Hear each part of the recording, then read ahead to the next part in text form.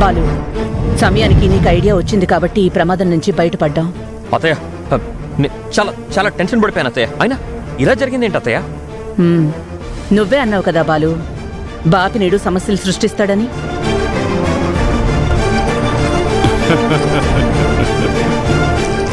వాళ్ళ ప్రయత్నం వాళ్ళు చేశారు, మనం చేయాల్సింది మనం చేశాం.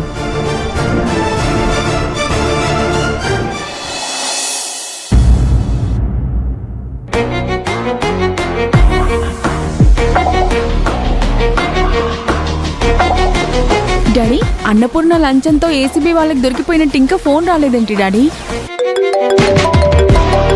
ఇదిగో వచ్చేసింది.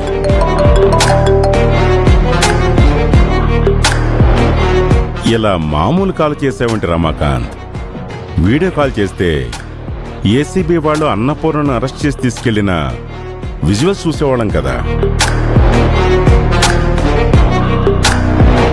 మీరు అనుకుంటున్నట్టు ఇక్కడేం జరగలేదు సార్. లోపల ఏసీబీ వాళ్ళు చెక్ చేశారు, కానీ మీరు పంపిన డబ్బు కనిపించలేదు. ఏంటి? డబ్బులు కనిపించకపోవడం ఏంటి? ఏమో సార్, అదే ఆశ్చర్యంగా ఉంది సార్. గోస్వామి గారు వాళ్ళ సూట్ కేసు తేవడం, అక్కడ పెట్టడం అంతా నేను చూశాను. వెంటనే ఏసీబీ అధికారులు వచ్చారు. అన్నపూర్ణ గారు బయటికి రాలేదు. ఆవిడ మేనల్లుడు కూడా అక్కడే ఉన్నారు సార్. కానీ డబ్బులు మాత్రం మాయమయ్యాయి. అన్నపూర్ణ గారిని మీరు చాలా తక్కువ అంచనా వేస్తున్నారు. జాగ్రత్తగా ఉండండి సార్.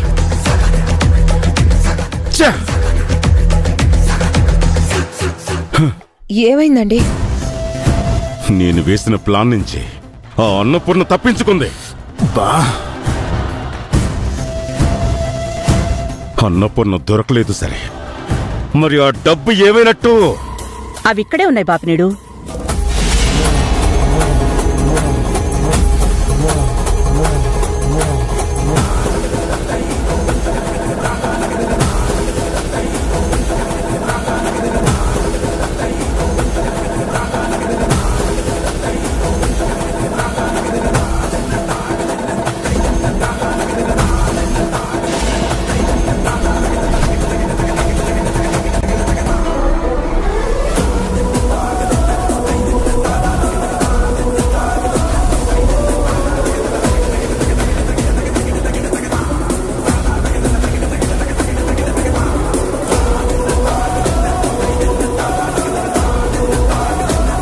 ఏంటి చైర్మన్ గారు? ఓ, ఓడిపోయారు. పదవి పోయింది కదా మాజీ చైర్మన్ గారు.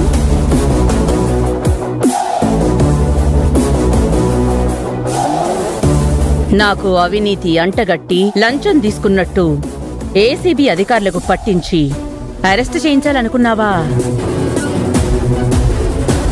నన్ను పదవి నుంచి దించాలనుకున్నావా బాపినీడు?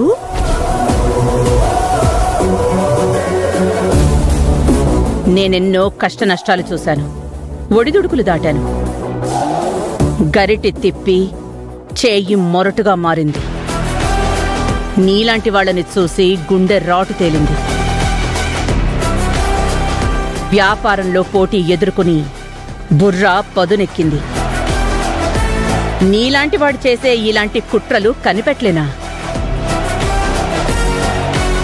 చైర్మన్ పదవిలో కూర్చోగానే నువ్విలాంటి ఎత్తులు వేస్తావని ఊహించాను.